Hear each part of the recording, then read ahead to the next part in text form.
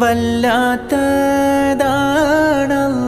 നിന്റെ ഖുദ്റത്ത്, വല്ലായ്മ നീക്കിത്തായി ലോകത്ത്. എൻ കൊതി തീർത്ത് ഹിദായത്തിൽ എന്നെ ചേർക്ക്. എല്ലാം പാടത്തുള്ള ഖല്ലാഖുടയോനെ,